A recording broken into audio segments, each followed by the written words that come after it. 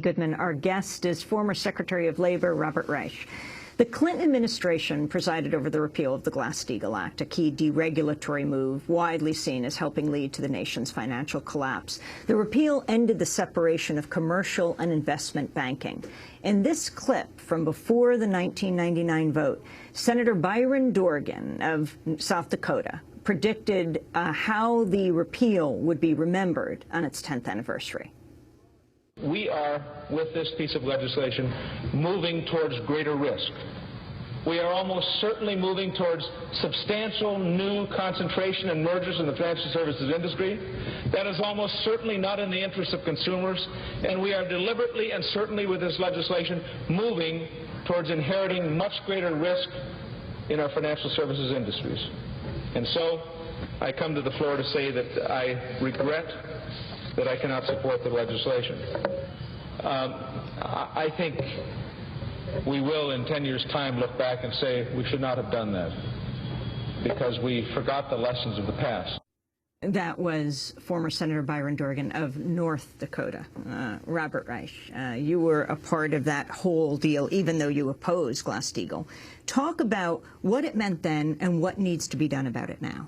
Well, I opposed repealing Glass-Steagall. Yes, opposed repealing. And it essentially allowed, once that Glass-Steagall was repealed, it allowed investment banks, the casino of Wall Street, to invade commercial banks and commercial deposits, and it allowed investment bankers to utilize commercial deposits for essentially gambling. Amy, and that combined with these investment banks going public, becoming publicly held companies, really opened the floodgates to an era of even greater casino capitalism than we had before.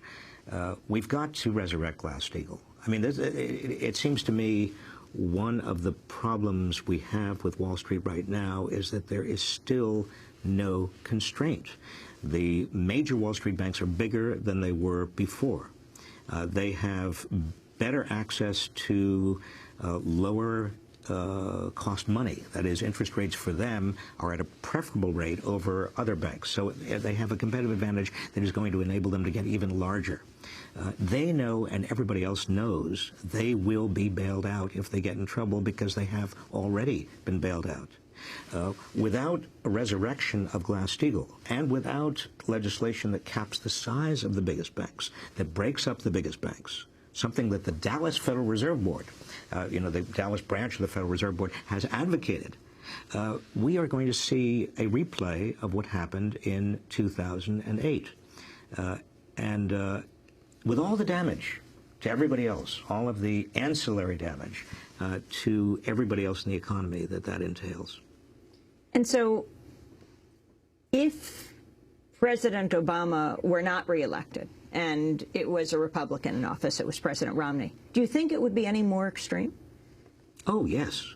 In what way? Are you kidding? Oh, well, I mean, look at... Because the people on the outside, who you say got demobilized when President Obama was elected and perhaps when President Clinton was elected, would be far more mobilized because they would not expect to have a friend in the White House. Well, but the cost of a Romney White House in terms of everything we believe, I mean, he has embraced Paul Ryan's budget. He says it's a marvelous budget, which means that we not only get a larger military, and we not only get huge cuts in domestic discretionary, including education and Medicare, Medicaid, every safety net, every public investment, but we also at the same time get huge tax cuts for the very rich. We put the economy and our society on a track back to pre-New Deal.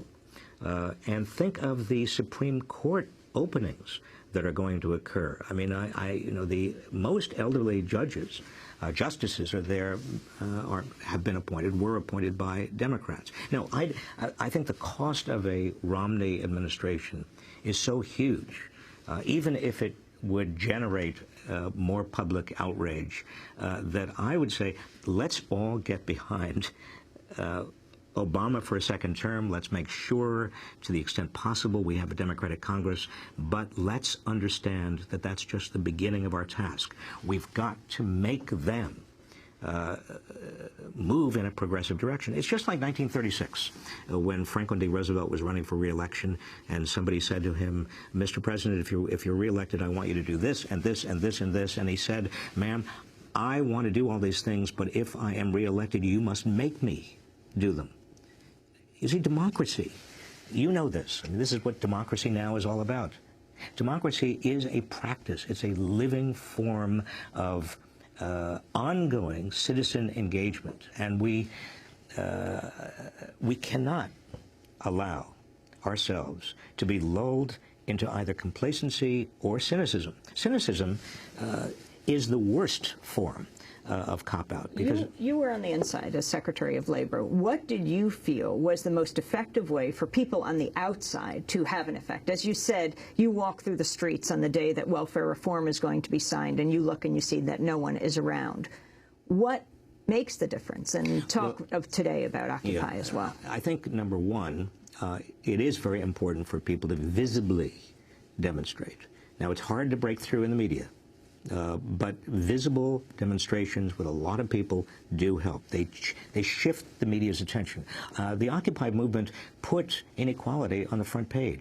The Occupy movement succeeded in changing the tenor and the shape of debate in this country about what was happening, and allowed the President of the United States to say that the defining issue of the campaign is fairness. Who gets what?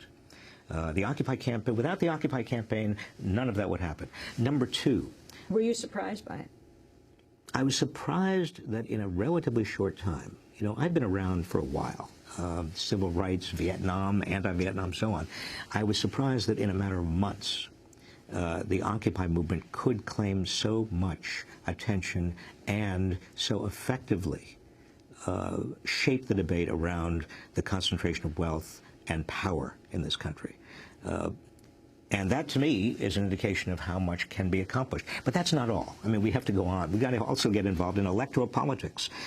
In relatively safe democratic districts, it's important to put up progressives so that the center of gravity doesn't keep on moving to the right in this country. It's important to get behind a plank of specific ideas, like resurrecting Glass-Steagall, like breaking up the big banks, like making sure that taxes are increased on the very wealthy, and the earned income tax credit, which is basically a wage subsidy for the working poor, be expanded, and so on.